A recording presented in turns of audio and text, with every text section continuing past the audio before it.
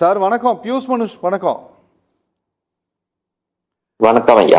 பியூஷ் மனுஷ், என்னன்னா நாங்கள் எந்த இடத்திலும் நீதிமன்றத்தை அவமதிக்கணும் அப்படிங்கிறதோ இல்லை அதனுடைய தீர்ப்புக்கு உள்நோக்கம் கற்பிக்கணும் அப்படிங்கிறதோ எங்களுடைய நோக்கம் கிடையாது.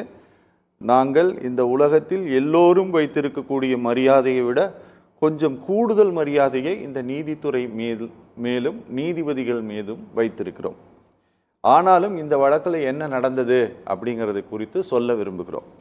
சார், 7/11/2025 அன்று திரு ராமரவிக்குமார் மதுரை உயர்நீதிமன்றத்தில் ஒரு மனுவை தாக்கல் செய்கிறார். அந்த மனுவுக்கு 10/11/2025 அன்று WP நம்பர் கொடுக்கப்படுகிறது.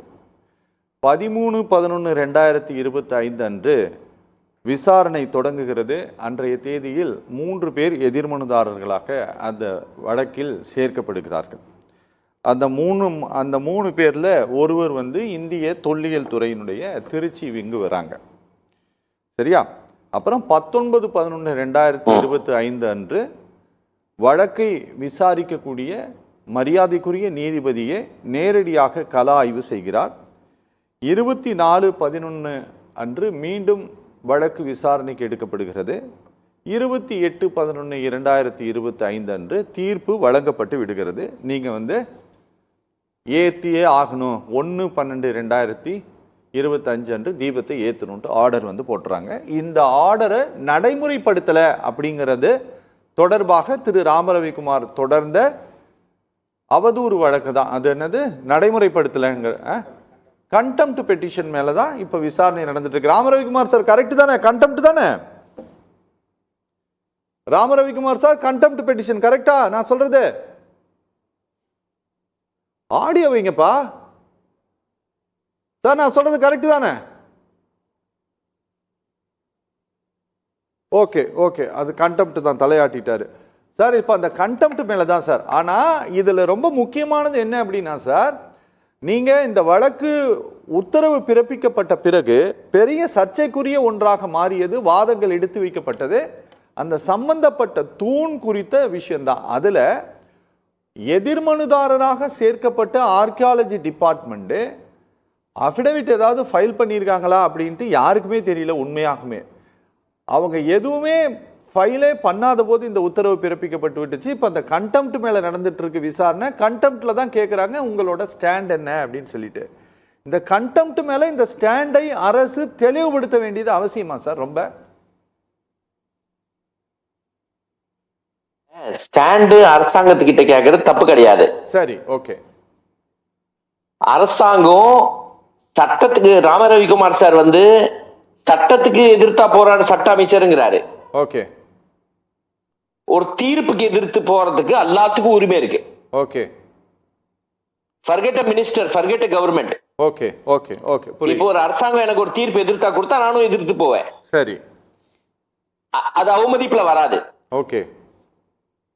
அப்புறம் ரெண்டாவது, இந்த 2 பெஞ்ச் சொல்றாங்கல்ல, தீபத்தும் சின்ன விஷயம் தானே. சின்ன விஷயம் தான். அதான் நம்மளும் கேக்குறோம், ஒரு சின்ன விஷயத்தை எதுக்கு இப்படி பண்றீங்க?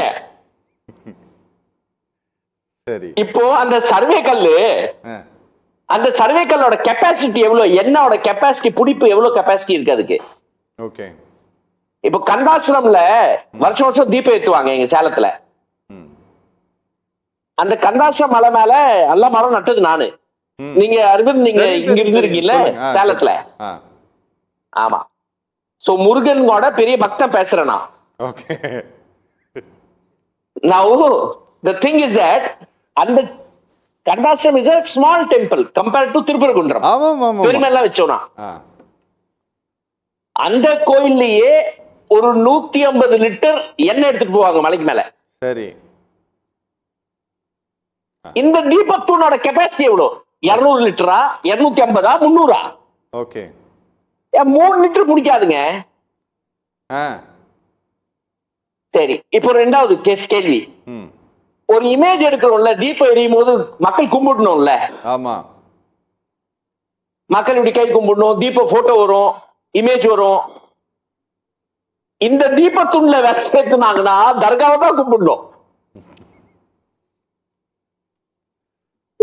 முருகன் சைடுல போயிடுவார் பாவம். முருகன் வந்து ஐயோ டே மனுஷாங்களா இங்க பாருங்கடா இங்க பாருங்கடான்னு காமெடி ஆயிடும். சரி, மூணாவது சார் வந்து ராம ரவிக்குமார் சார் சொன்னார், நாங்க யாருமே வந்து அங்க வந்து எங்க தரப்புல வந்து நாங்க வந்து இது கேட்கல, இடிக்க சொல்ல, நாங்க எங்க இடிக்க சொன்னோமா தர்காவை? எச் ராஜா தெளிவா சொல்லியிருக்கா அப்படி மனுஷன். சார் வந்து டிஎம்கே ஆட்சி போயிடுச்சுங்கிறாரு. ஆமா கரெக்ட், சந்தோஷம், நான் போனோம். டிஎம்கே ஆட்சி ஏன் போனதுன்னா நான் சொல்றேன் கேளுங்க. இப்போ உண்மையான காரணம் முருகன் கோச்சுக்கிட்டாரு. முருகன் ஏன் கோச்சுக்கிட்டாருன்னா இந்த எச் ராஜா அண்ணாமலை ஒரு பொய்யே பேசினாங்க நாட்டுக்கு. என்ன பொய் பேசினாங்கன்னா முழுமலை முருகன் இருந்தாங்க. லண்டன் தீர்ப்பு 1931 லண்டன் பிரிவி கோர்ட் ஆர்டர் தெளிவா இருந்தது. தர்கா போற பாதை நெல்லித்தோப்பு முஸ்லிம் சேர்ந்தது, மீதி மலை முருகனுக்கு சேர்ந்தது. தெளிவான ஆர்டர் இருக்கு. இதுக்கு ஒரு எஃப்ஐஆர் ஃபைல் பண்ணியாச்சு சேலம் போலீஸ்ல. அந்த எஃப்ஐஆருக்காக பல போராட்டம் நடத்திட்டேன். உங்களுக்கு சம்மன் அனுப்புங்க, முருகன் உங்களை தண்டிப்பாரு, முருகன் உங்களை தண்டிப்பாருன்ட்டு நான் நிறைய ப்ரொடெஸ்ட் பண்ண, போஸ்டரும் அடிச்சேன், முருகனோட போட்டோ போட்டு போஸ்டரும் அடிச்சேன். சரி, அதே மாதிரி முருகன் வந்து எச் ராஜாவும் தண்டிச்சிட்டாரு, டிஎம்கேவும் தண்டிச்சிட்டாரு. சரி, ஒரு லெசன். இன்ஃபேக்ட் அந்த எச் ராஜாக்கு கையும் ஓடல காலும் ஓடல. இப்ப ஏதோ ஒரு வாய்ப்பு கொடுத்திருக்காரு முருகன். ஏங்க உண்மையதாங்க சொல்றேன், எங்க நான் பொய்யா பேசுறேன்? உண்மை சொல்றதுக்கு என்னன்னு சார் அலோவ் பண்றது, அலோவ் பண்ணாம இருக்கிறது? ஒரு நிமிஷம் பாருங்க சார், சொல்லுங்க. நீங்க தனி மனித விருப்பு வெறுப்புகள் நீங்க பேசுங்க, அது வேற ஒரு தளத்துல பேசுங்க. இந்த திருப்பரங்குன்ற சப்ஜெக்ட்ல நம்ம பேசுவோம், புரியுதா? திருப்பரங்குன்ற சப்ஜெக்ட்ல எஃப்ஐஆர் தான் பேசிட்டு இருக்கேன். Rama Ravikumar sir FIR register ஆயிடுச்சு. நீங்க பேசுறது ஆரம்பத்துல கேட்கல. நான் சொல்றேன், நீங்க மேல மசூதியை தான் தொழணும்னு சொல்றீங்க. நீங்க அந்த மலைக்கு போயிருக்கீங்களா நண்பரே? ஐயா நான் வந்து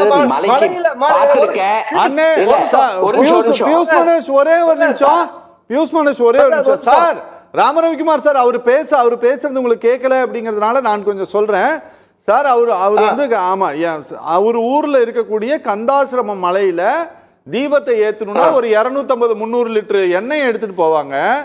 இப்ப இவர்கள் இங்க ஏற்ற சொல்லக்கூடிய இந்த தீபத்தூணில் எத்தனை லிட்டர் எண்ணெய் ஏத்த முடியும்? ரொம்ப கம்மியா ஏத்தனா யாராவது கும்பிட்டாங்கன்னா தீபத்தை கும்பிட முடியாது, தர்காவை தான் கும்பிட முடியும்னு சொன்னார். வேற அவர் ஒண்ணு தப்பா எல்லாம் சொல்லல. இல்ல ஒரு செய்தி நான் சொல்லிடுறேன் அரவிந்த் சாருக்கு. இப்போ இந்த உச்சி புள்ளியாவது ஒரு இடத்துல ஏத்திட்டு இருக்காங்கல்ல, அங்க ஒரு தீபத்தூண் இருக்கு, அதுக்கு மேலதான் மேடை போன்ற அமைப்பு இருக்கு. அந்த மேடை போன்ற அமைப்புல தான் பெரிய கொப்பரை வச்சு கோயில் நிர்வாகம் ஏத்துது. தகவலுக்காக சொல்லிக்கிறேன், அங்க பெரிய கொப்பரை எல்லாம் வைக்கல, அதுல ஒரு தீபத்தூண் தான், அதுக்கு மேல ஒரு மேடை உருவாக்கி இருக்காங்க கோயில் சார்பில். ஓகே, அதே போல இங்கேயும் உருவாக்குறேன்னு சொல்றீங்க. எதிர்காலத்தை தேவையில உருவாக்கித்தான் தீரணும். அவ்வளவுதான் சார், போதும் சார், அது போதும் சார். ரைட், இருங்க. ரெண்டாவது ஐயா சொன்னாங்க, அந்த எங்களுக்கு முன்னாடி பெரியவங்க பேசினாரு, அந்த காலத்துல வந்த பொழுது அது வழிபோக்குறதுக்கான ஒரு அடையாள கல்லுன்னு சொன்னாங்க. நீங்க சொன்ன அனைத்து வாத பிரதிவாதங்கள்லாம் கோர்ட்ல வச்சாச்சுங்க சார். அனைத்து வாதங்களையும் நீதியரசர்கள் கேட்டாச்சுங்க சார். கேட்டுட்டு சொன்ன தீர்ப்பு பாருங்க, கேட்டு தீர்ப்பு சொன்ன பிறகும் நீங்க அது குறித்து பழைய கஞ்சி கதையே பேசிட்டு இருந்தீங்க, என்ன நியாயம்? சார் நான் உங்களுக்கு ஒண்ணு சொல்றேன் சார். நீங்க 28/11/2025 அன்று மரியாதைக்குரிய நீதிமன்றம் பிறப்பித்த உத்தரவில் நீங்க இது தீபத்தூண்தான் என்று அதிகாரப்பூர்வமாக இந்திய அரசினுடைய தொல்லியல் துறை உறுதிப்படுத்தியது அப்படின்ட்டு எங்கேயாச்சும் எழுதப்பட்டிருக்கா சார்? அந்த ஜட்ஜ்மெண்ட்ல நீங்க சொல்லுங்க சார். நான் அந்த ஜட்ஜ்மெண்ட்டை முழுசா படிச்சேன். எனக்கு வந்து என்னுடைய நினைவுக்கு தெரிஞ்சு ஆர்கியாலஜி டிபார்ட்மெண்ட் அதுல ஒன் ஆஃப் த மனுதாரர், நீதிமன்றத்தால் சூமோட்டோவாக அந்த வழக்கில் சேர்க்கப்பட்டவர்கள் அவர்கள் அவங்க அபிடவிட்ல ஆமா இது தீபத்தூண் தான் என்று உறுதிப்படுத்தி இருக்கிறார்கள். அந்த ஜட்ஜ்மெண்ட் எங்கேயாச்சும் எழுதி இருக்கா? தமிழ் இலக்கியங்கள்ல நம்முடைய தமிழ் இலக்கியம் எனக்கு வேணாம் சார், அதெல்லாம் விடுங்க சார். சார் நீங்க சயின்டிபிக் இங்கிலீஷ் இலக்கியம் வேணுமா சார்? அப்புறம் இங்கிலீஷ் இலக்கியம் வேணுமா சார்? கவர்மெண்ட் இங்கிலீஷ் இலக்கியம் வேணுமா சார்? கவர்மெண்ட்ல சார் நீங்க ஒரு நிமிஷம் சார், நீங்க எதிர்மறையாளராக சார் இங்க பாருங்க சார், இங்க பாருங்க ஒரு சார் நீங்க கண்டெம்ட் பெட்டிஷன் போட்ட மனுதாரர் சார். அரவிந்த் சார் ஒரு நிமிஷம், அப்படி சார் ஒரு நிமிஷம் சொல்லி சார் நான் வரேன் சார், உங்ககிட்ட வரேன். பியூஸ் இருங்க ஒரே நிமிஷம். ஏன் டைம் இப்ப ஆகமத்துக்கு இதா இல்லைன்னு சொல்லி சொன்னாங்க.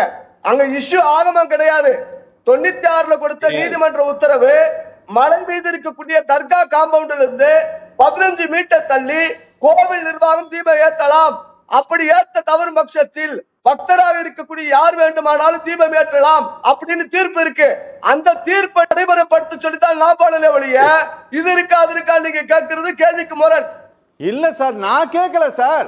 சார் கோர்ட் தன்னிச்சையாக அவர்களை அதில் ஒரு எதிர்மனுதாரராக சேர்த்ததுனாலதானே நாங்க கேட்கிறோம். சார் 96ல கொடுத்த தீர்ப்பு காம்பவுண்ட் வால் இருந்து 15 மீட்டர் தள்ளி ஏத்தலாம். சரி சார், அந்த தீர்ப்பை எக்ஸிக்யூட் பண்ணுங்கன்னு சொல்லி அவ்வளவுதான் சார். நல்லது சார். பியூஸ் ஒன்னு சொல்லுங்களேன் ப்ளீஸ். சார் ஏன் டைம்ல எடுத்ததுக்கு அப்புறம் இல்ல என்ன சார், அவர் சொல்ல எடுக்க மாட்டாரு. இனிமேல்ட்டு நீங்க பேசி முடிச்சோன்னா நான் ஒரு கிட்ட போறேன் சார். டபுள் பாக்ஸ் இதோட ஃபர்ஸ்ட் கான்ஃப்ளிக்ட், இந்த திருப்பரங்குன்றம் கான்ஃப்ளிக்ட் தமிழ்நாட்டுல வெடிக்கணும், இங்க அமைதியை கெடுக்கிறது வேலை ரொம்ப தெளிவா ஆரம்பிச்சது எச் ராஜாவும் அண்ணாமலையும். ஓகே. இதுக்காக ஒரு எஃப்ஐஆர் போடப்பட்டது. ஓகே. அந்த எஃப்ஐஆர் டிஎம்கே கவர்மெண்ட் சீரியஸா எடுக்கல, கம்ப்ளீட்டா இக்னோர் பண்ணிட்டாங்க. சரி. they let the criminals go scot free. Okay. criminals are still scot free. Okay. accused number 1, accused number 2 இன்னைக்கும் தண்டிக்கப்படல. தண்டிக்கப்படல விடுங்க, சமன் அனுப்பப்படல. ஓகே. சோ அது ஃபர்ஸ்ட் அட்ரஸ் ஆகணும். ஏன்னா இந்த நரேட்டிவ் இருக்குல்ல மக்கள் மத்தியில, இந்த மக்கள் மத்தியில இருக்கிற நரேட்டிவ் ரொம்ப தெளிவாகணும். இவங்க போய் பேசினதான் பயங்கரமா போயிடுச்சு வியூஸ். நம்ம கேஸ் போட்டது நியூஸ் வரல, எஃப்ஐஆர் போட்டது எங்கேயும் நியூஸ் இல்ல. ஓகே. சரி. Number 2, GR Swaminathan is not the law of the land, he is only a judge. ஒரு ஜட்ஜோட தீர்ப்பை சேலஞ்ச் பண்றதுக்கு எல்லாத்துக்கும் உரிமை இருக்கு. ஓகே. ஜட்ஜோட தீர்ப்பை பத்தி டிஸ்கஸ் பண்றதுக்கு உரிமை இருக்கு. ஓகே. ஜட்ஜோட தீர்ப்பை क्वेश्चन பண்ண கூடாது, டிஸ்கஸ் பண்ண கூடாதுங்கிறது இட் இஸ் நாட் இன் லா. இது ரொம்ப தெளிவா இருக்கும். எல்லாமே புரியுது. தாராளமா டிஸ்கஸ் பண்ணப்படும். அது டிஸ்கஸ் பண்ணப்பட்டாதான் அதுக்கு அப்பீல் போக முடியும். ஓகே. அது தப்பான ஜட்ஜ்மெண்ட்னு சொல்ல முடியும். ஓகே. தப்பான ஜட்ஜ்மெண்ட்னால தான் ஒருத்தர் அப்பீல் பண்றான். சரி. ஒருத்தருக்கு கரெக்டா இருக்கும், இன்னொருத்தருக்கு தப்பா இருக்கும். ஓகே, புரியுது.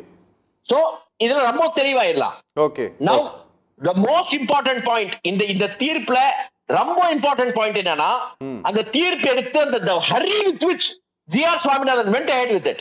ஓகே. அதுக்கு ஒரு curative petition போட்டு இன்னைக்கு இருக்கிற இந்த சங் பரிவாரோட ஜட்ஜஸ் நவுந்துட்டாங்கன்னா, இன்டர்நேஷனல் கோர்ட்ல போச்சுன்னா நம்ம மேல காரி துப்புவாங்க. பியூஸ் மனுஷ் வணக்கம். பியூஸ் மனுஷ், இந்த பிரச்சனை ஒரு சுமூகமாக முடிவடையும் வரை இந்த பிரச்சனையை நீதிமன்றம் நிச்சயமாக விடாது அப்படின்ட்டு தமிழ்நாடு கவர்மெண்ட் ஓரளவு இந்த மதச்சார்பின்மை அந்த கொள்கையில், இது மதச்சார்பின்மைங்கிறது இந்த நாட்டினுடைய தத்துவம், தமிழ்நாட்டினுடைய இது கிடையாது, அது ஐடியாலஜி எல்லாம் கிடையாது. இது இந்திய பேரரசினுடைய அது வந்து ஒரு ஜீவாதாரம், அது சரியா? ஆமா ஆமா. ஆனா நீங்க அந்த திருப்பரங்குன்றம் தொடர்பான ஒரு ஆவணப்படத்தை கூட நீ வெளியிட வேண்டாம் அப்படின்ட்டு பயந்து நடுங்குகிற இந்த அரசாங்கம் நீதிமன்றத்தை பார்த்து இன்னைக்கு திரு நிர்மல்குமார் சொன்ன இந்த ஸ்டேட்மெண்ட்டை நாங்க 2 வருஷத்துக்கு முன்னால என்ன இருந்ததோ அதை தான் மெயின்டைன் பண்ண போறோம் அப்படிங்கறத இவர்களால் பிரமாண பத்திரமா தாக்கல் பண்ண வச்ச முடியுமா? I hope they do it. அது பண்ணனா it will be a betrayal of 8 crore people. 8 கோடி மக்களுக்கு ஒரு பெரிய துரோகம் பண்ண மாதிரி ஆகி போயிடும். ஓகே. So 100% ஒரு செகுலர் ஃபேப்ரிக் ஆஃப் தி கண்ட்ரியை நம்ம காப்பாத்தலனா, ஓகே, இந்தியா ஆல்ரெடி பார்ட்டிஷனால பாதிக்கப்பட்டு 1947ல உலகத்திலேயே இருக்கிற பெரிய சம்பவம் நம்ம நாட்டுல நடந்திருக்கு. ஓகே. ரொம்ப பெரிய சம்பவம் நடந்து விபத்து, ரொம்ப பெரிய லாஸ் நம்ம நாடு தான் தாங்கி இருக்கு. ஓகே. அந்த தப்புலையும் நம்ம கத்துக்கலனா நம்ம மனுஷங்களே இல்ல. ஓகே. திரும்பவும் நாடு கல்வி மேல பார்க்காம, இன்ஃப்ராஸ்ட்ரக்சர் பார்க்காம, டெவலப்மெண்ட் பார்க்காம, சுற்றுச்சூழல் பார்க்காம, பொல்யூஷன் இஷ்யூஸ் அட்ரஸ் பண்ணாம இதுக்கெல்லாம் நம்ம சுத்திட்டு இருந்தோம் வச்சுக்கோங்க, நம்மளோட பைத்தியக்காரன் யாருமே இல்ல உலகத்துல. புரியுது. Okay sir. அண்ட் அரசாங்கத்துக்கு 100% பொறுப்பு இருக்கு to uphold those values. Okay.